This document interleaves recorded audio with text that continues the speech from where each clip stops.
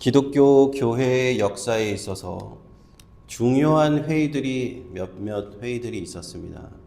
그 중에 이제 최초의 중요한 회의가 오늘 사도행전에서 보는 15장에서 보는 예루살렘 공회의입니다. 영어로는 제루살렘 카운슬이라고도 하고 더 카운슬이라고도 하는데, 대략 이 회의는 주후 48년에서 50년 사이에 열렸던 것으로 이제 학자들은 추정을 하고 있어요. 바울과 바나바가 1차 선교 여행을 떠났던 것이 대략 주후 46년에서 48년경이었고요. 그것을 마치고 돌아온 후에 이 예루살렘 공회가 열린 것입니다. 이 회의가 열렸다는 것은 무슨 뜻일까요? 바로 논의해야 될 중요한 문제가 생겼다는 겁니다. 기독교 역사상 이 중요한 회의에서는 항상 중요한 문제가 다루어졌어요. 이 첫 번째 예루살렘 공회의 이 쟁점사항 무엇이었냐? 바로 이방인들에게 할례와 율법 준수를 어떻게 할 것인가 하는 그런 문제였다는 겁니다. 예루살렘에서 예수님의 천국 복음이 예루살렘부터 시작해서 이렇게 전파될 때 처음에는 유대인들에게 전파되었죠. 유대인들은 이미 모세의 율법을 알고 있고 할례를 다 받은 사람들입니다. 그래서 예수님을 믿었을 때 아무런 문제가 없습니다. 예수님을 그저 메시아로 받아들이고 이제는 하나님이 보내셨고 이스라엘의 하나님이 보내신 메시아로 받기만 하면 되는 겁니다. 하지만 그 사람들은 유대인들이었기 때문에 기존에 살아왔던 그 방식 그대로 살아갔던 그런 모습을 우리는 볼 수가 있는데요.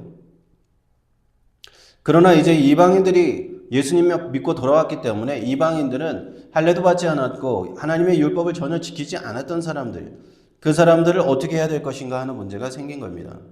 그래서 오늘 1절에 보시면은 예루살렘 공회가 열리된 배경부터 이제 쭉 나오는데, 유대로부터 어떤 사람들이 안디옥에 내려왔다는 겁니다. 물론 지리적으로 보면 안디옥이 북쪽에 있기 때문에 올라갔다라고 표현하게 되겠지만 예루살렘이 더 중심이기 때문에 내려왔다고 표현을 한 것 같아요. 안디옥으로 예루살렘으로부터 내려왔는데 그들의 주장은 이것입니다. 예수를 믿게 된 이방인들도 모두 모세의 법대로 할례를 받아야 되고 율법을 지켜야 한다 하는 겁니다. 이방인들이 예수 믿고 기독교인이 되려고 하면은 먼저는 유대인이 돼야 된다는 얘기죠. 이전에도 이방인들이 간혹 유대교로 개종하는 경우가 있었습니다. 기독교가 전파되기 전에 그들도 다 할례를 받았고 율법으로 이제는 율법을 지키고 살 것을 서약하면서 유대인이 되는 경우들이 이전에도 있었어요. 그런데 이 예수님의 복음이 전파되고 나서 이제는 예루살렘에 있던 그 유대인 중심의 사람들이 이렇게 얘기하는 거예요. 너희들이 기독교인이 되고자 하나? 예수 믿고자 하냐? 그러면 먼저 유대인이 되라. 이렇게 주장을 했다는 거예요. 그렇지 않으면 구원받지 못한다. 할례 받지 않고 하나님의 이스라엘의 유대인으로 들어오지 않고 모세의 율법을 지키지 않으면 너희가 구원받지 못한다. 라는 주장을 했다는 겁니다. 안디옥에 있던 바나바와 바울 이 두 선교사는 이 주장을 듣고는 말도 안 되는 주장이다 라고 반박을 합니다. 그들 사이에 다툼과 변론이 많이 일어났고, 왜냐하면 다들 바나바와 바울의 입장은 무엇인가? 이방인들은 할례를 받을 필요도 없고 유대인들처럼 그렇게 율법을 지키는 필요도 없다는 것이 그들의 주장이에요. 근데 두 개의 주장이 완전히 충돌이 되는 것이죠. 바나바와 바울이 주장하는 것은 무엇입니까? 율법으로 구원 얻는 것이 아니라 예수 믿음으로 구원받는 것이기, 그것이 사도 바울이 지금까지 전한 복음의 핵심이었기 때문에 이들은 두 세력이 이렇게 충돌하게 된 것이죠. 그래서 예루살렘에 가서 그러면 결판을 짓자, 두 사도와 사람들을 이제 예루살렘에 보내서 거기에 12사도 중에 이제 남은 사도들이 있지 않습니까? 베드로와 또 많은 사도들이 있고 교회 장로들이 있고 예루살렘이 그 기독교의 그 핵심 지역이었기 때문에 거기서 해결을 보자 했던 것이죠. 지금은 참 우리가 상상하기 어렵지만 당시 초대 교회는 예루살렘이 기독교 교회의 중심이었어요. 거기서 사도들이 있었고 모든 것을 중심적으로 결정을 했다 하는 겁니다. 그래서 이제 3절부터 쭉 보시면은 바나바와 바울 일행은 예루살렘으로 여행을 떠나게 됩니다. 여행을 떠나는 그 중간에 베니게라든지 사마리아 지역에서 그 유대와 떨어져 있는 그 이방인들이 거하는 지역이죠. 그곳에서 자신들이 이방 선교했던 그 얘기를 전해줍니다. 우리가 여러 지역을 다니면서 이방 선교를 하였던 그들에게 복음 전했던 이야기를 전해주고요. 그러자 베니게와 사마리아 지역은 이 소식을 듣고 크게 기뻐했어요. 그러나 예루살렘에 이르렀을 때 교회와 사도와 장로들에게 환영을 받았고 자기들이 1차 선교 여행을 통해서 모든 선교 과정들을 보고를 했습니다. 선교 보고를 했을 때 그들은 그렇게 기뻐만 하지 않았다는 겁니다. 5절에 보니까 바리새파 사람 중에 어떤 사람들이 믿는 사람들이 들고 일어납니다. 바리새파 사람들은요, 그 유대인 중에 바리새파와 사두개파 두 파의 사람들이 있었는데, 바리새파 사람들은 부활도 있고 천사도 있고 영적 세계를 믿었던 사람들이에요. 그래서 이 중에서는 이제 예수님을 믿는 사람들이 나타났던 겁니다. 그래서 예수님이 부활하셨고 예수님이 하나님의 아들이시고 메시아라는 것을 바리새파 사람들은 믿었던 그런 예수 믿는 바리새파 사람들이 있었던 겁니다. 그래서 이들은 또 율법에 굉장히 열심을 냈던 유대인들이잖아요. 율법의 조문 613가지의 조문을 날마다 지키는 철저한 율법의 수호자들이 또 바리새인들입니다. 그래서 이 바리새인들의 삶을 보면 예수님을 믿고 나서도 여전히 율법 안에서 살고 있는 거예요. 기존에 지켜왔던 율법대로 그대로 지키면서 살고 있었기 때문에 자신들의 관점으로 봤을 때는 이방인들이 만약에 예수 믿고 그리스도인이 되고자 한다, 그러면 무조건 할례를 받아야 되고 율법을 지키고 나서 그 다음에 예수 믿어야 된다. 자기들처럼 돼야 된다는 것이죠. 그래서 이 바리새파 기독교인들이 이러한 주장을 하자, 이것이 이제 예루살렘 공회 최초의 기독교 공회 더 카운슬이라고 부르는데 이 공회의 그 시발점이 되는 겁니다. 사도들과 6절에 보면 사도들과 장로들이 이 일을 의논하러 다 모였고요. 거기서 베드로가 이제 일어나서 예수님의 12사도 중에 가장 수제자 베드로가 일어나서 그 자신의 의견을 얘기합니다. 자신이 이방인 고넬료에게 가이사랴에 있는 이방인 고넬료에게 복음을 전했던 경험을 가지고 얘기하는 거예요. 요바에 있을 때 환상을 보았었죠. 그릇이 하늘에서 내려와서 부정한 동물들을 보여주시면서 잡아먹으라고 하셨는데 하나님 잡아먹지 않겠다고 하니까 하나님이 깨끗하게 하신 것을 너가 부정하다 하지 말라고 하시면서 성령께서 베드로를 인도하셔서 이방인 가이사랴에 사는 백부장 고넬료와 그 친척과 친구들과 그 마을 사람들에게 복음을 전하게 하셨습니다. 복음을 전하게 하실 때 성령께서 그 고넬료와 그 가정에 그 임하시기를 마치 자신들에게 임하시기를 한 것도 똑같이 임하신 겁니다. 오순절 마가다락방에서 사도들에게 임하신 것 같이 똑같이 임하셔서 베드로와 제자들이 깜짝 놀라면서 이방인들에게도 성령을 주시는데 우리가 어떻게 물로 세례를 주지 않을 수 있느냐 하며 세례를 주었던 그 얘기를 하는 겁니다. 이제 9절에서 베드로의 주장은 겁니다. 믿음으로 저희의 마음을 깨끗이 하사 저희나 우리나 분간치 아니었다. 즉 이방인들도 율법을 모르지만 이전에 할례 받지 않았지만 예수 믿음으로 죄사함을 받고 깨끗함을 받고 구원함을 받았다라는 것을 자기가 보았다는 거예요. 베드로가 보았다는 겁니다. 베드로가 그래서 유대인 하나님이 이제는 유대인과 이방인을 더 이상 차별하지 않으신다는 것을 하나님의 역사를 그에 본 것이에요. 그래서 10절에 보니까 베드로의 주장은 무엇이냐? 그런데 어찌하여서 너희가 하나님을 시험하고 있느냐? 우리 조상과 우리도 능히 매지 못하던 멍에를 제자들의 목에 두려느냐? 11절에 우리가 저희와 동일하게 주 예수의 은혜로 구원받는 줄을 믿노라. 중요한 말씀이 나오는 10절과 11절에 중요한 두 말씀이 나옵니다. 율법은 바로 우리 조상과 우리도 능히 매지 못한 멍에였다는 겁니다. 모세 이후로 율법의 613개의 조문을 매일같이 지켜야 됐던 바리새파 중심의 사람들, 이스라엘 조상들, 그리고 자기들까지도 그 율법을 능히 다 지키면서 사는 것이 버거웠다는 거예요. 그것을 능히 매지 못하는 멍에였다는 거예요. 솔직한 표현입니다. 예수님께서도 바리새인들에게 말씀하셨죠. 너희가 회칠한 무덤이다라고 했는데 무덤에 겉은 번지르하지만 속은 썩은 시체가 있다는 뜻이죠. 왜냐하면 바리새인들이 겉으로는 율법을 잘 지켰어요. 잘 지키는지 보였지만 그들의 실상 마음속을 들여다보면 죄악으로 가득 차 있고 그 율법으로 인해서 너희들이 구원받지 못한다는 것을 예수님은 바리새인들에게 그렇게 말씀하신 거예요. 결론적으로 율법을 지켜서 구원받을 육체는 인간 중에 있을 수 없기 때문에 베드로의 말이 거기서 11절에서 증거되는 겁니다. 우리와 저희가 이방인이나 유대인이나 이방인이나 우리나 저희나 동일하게 주 예수의 은혜로 구원받는다는 겁니다.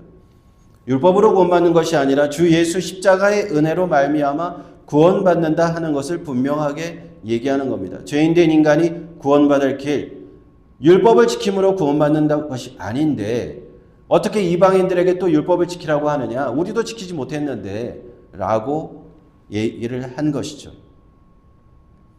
그러자 또 12절에 보면 베드로의 말이 끝나자마자 이제는 바나바와 바울이 여기에 대해서 간증을 하기 시작합니다.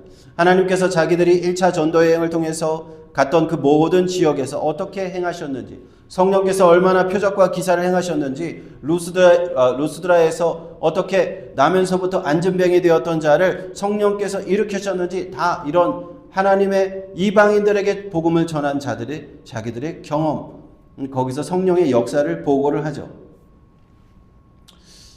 자, 이제 처음에 이제 베드로가 얘기를 했고요. 그 다음에 바나바와 바울이 얘기했습니다. 그 공회에 이제 많은 사람들이 모였겠죠. 거기에 이제 마지막으로 13절에 보니까 야고보가 등장합니다. 이 야고보는 굉장히 여기서 말하는 야고보는 12사도의 야고보는 아닙니다. 12사도 중에 야고보는 이미 순교했어요. 그러면 13절에 나오는 야고보는 누구냐? 우리가 주의 형제 야고보라고 하는 주의 형제 야고보입니다. 예수님의 동생을 얘기하는 겁니다. 예수님의 동생이에요. 예수님의 동생 야고보가 일어나서 얘기합니다.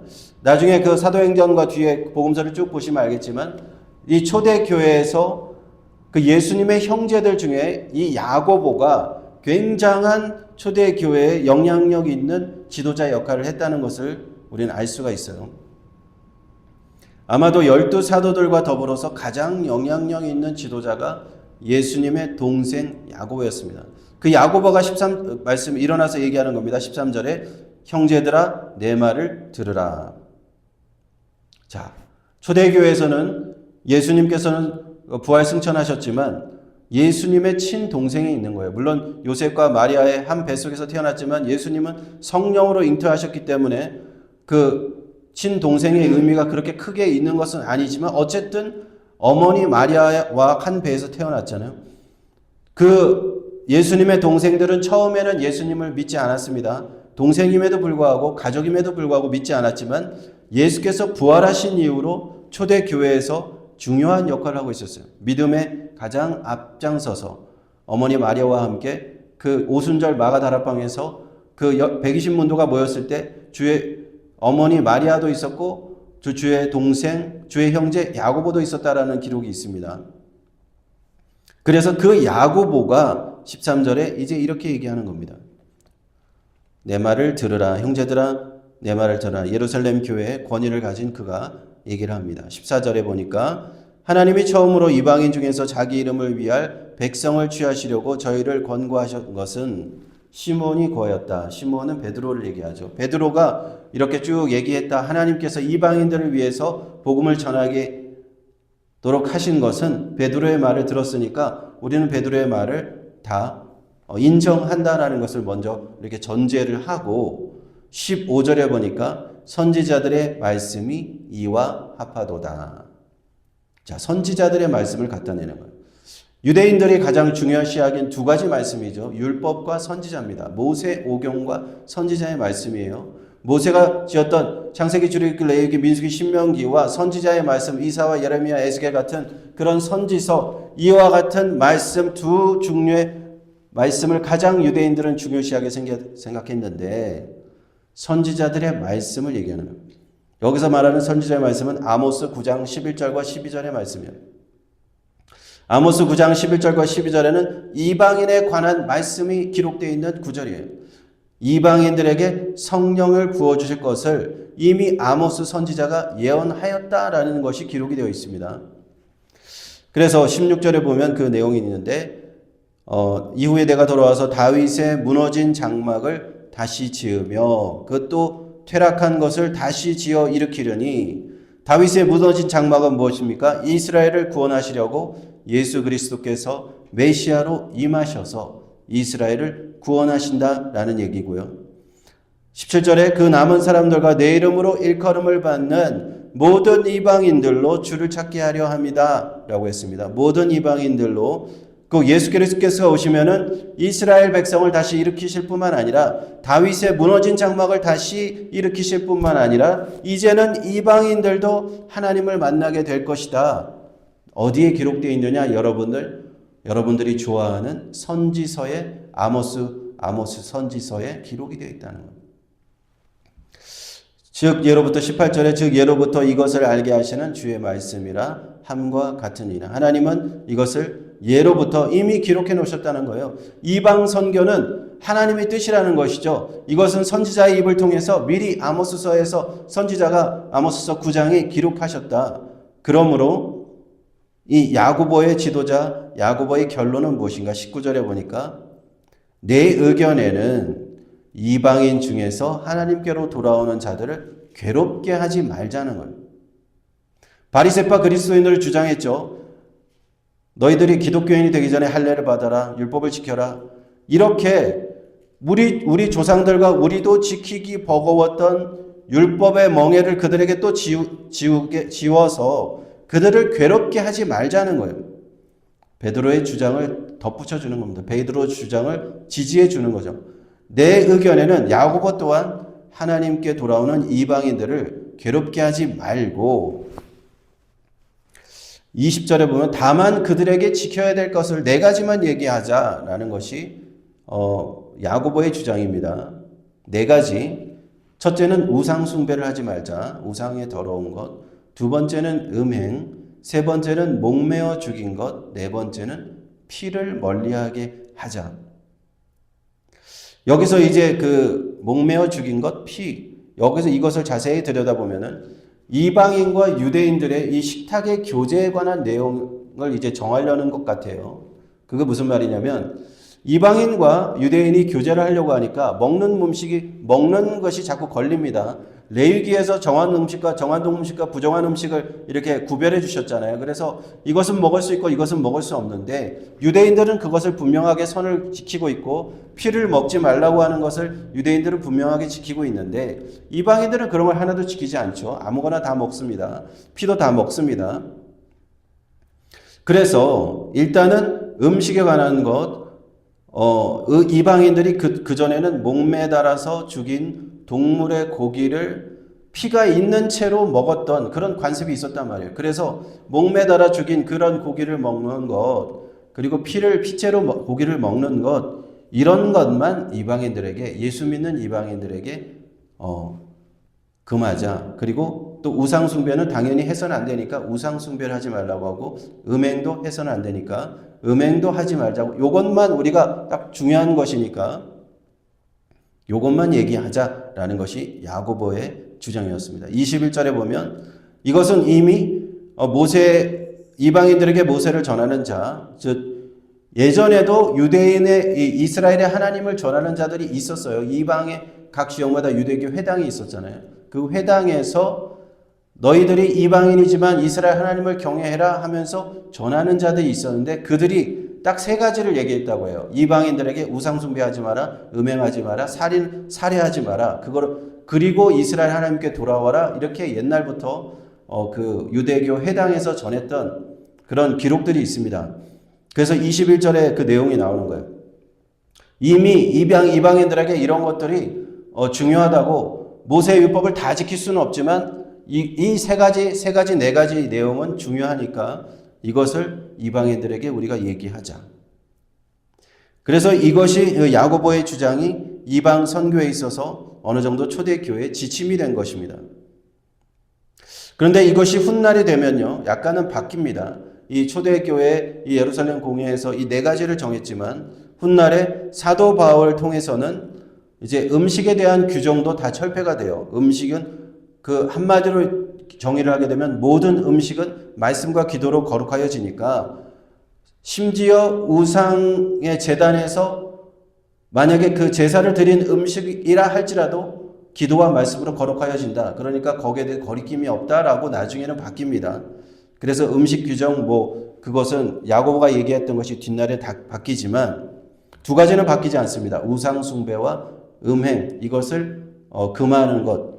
여전히 우리 기독교인들은 이 두 가지는 금하고 있죠. 우상 숭배하지 않습니다. 기독교인들은 음행을 멀리하는 것 역시 마찬가지입니다. 그래서 오늘 말씀을 이렇게 쭉 보았는데요. 이방인들에게 전파되는 기독교 복음이 이제 전파되면서 문제가 발생한 겁니다. 유대교와의 관계, 유대교의 율법과 유대인들이 받았던 할례와 어떻게 이방인들에게 적용할 것이냐. 자연스럽게 이런 문제가 등장하면서 갈등이 생겼고 싸움이 생겼고 어떤 사람들은 할례를 받지 못하면 율법을 지키지 못하면 구원받지 못한다라고까지 얘기했다는 거예요. 그러나 사도 바울과 오늘 또 베드로와 사도 바울과 야고보 주의 형제 야고보의 이 세 사람의 말씀이 15장에 기록되면서 다 같이 초대교회에 공유해서 공유하는 한 가지 진리는 무엇이냐? 바로 우리가 구원받는 것은 율법을 지킴으로가 아니다는 것. 율법을 지키고 구원받는 것이 아니라 오직 예수 믿는 믿음으로 구원을 받는 것이고 그것은 유대인이나 이방인이나 모든 사람에게 동일한 구원의 진리라는 거예요. 구원의 복음의 진리라는 것입니다.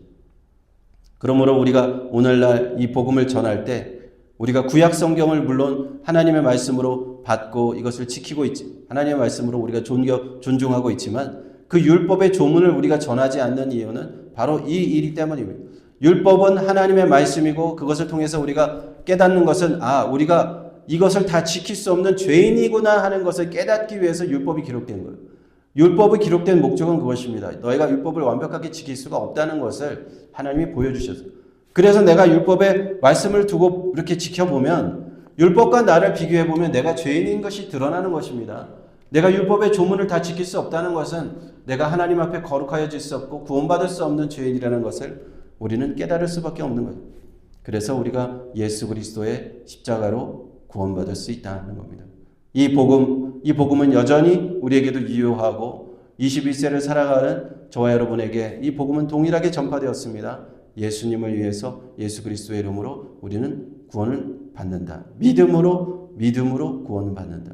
이 복음 받은 저와 여러분은 이 하나님의 말씀과 같이 우리 또 이방인을 위해서 선교해야 되고 또 유대인을 위해서도 선교해야 됩니다. 동일한 복음을 가지고 우리가 선교하면서 전도하면서 나아가야 될 줄로 믿습니다. 기도하겠습니다.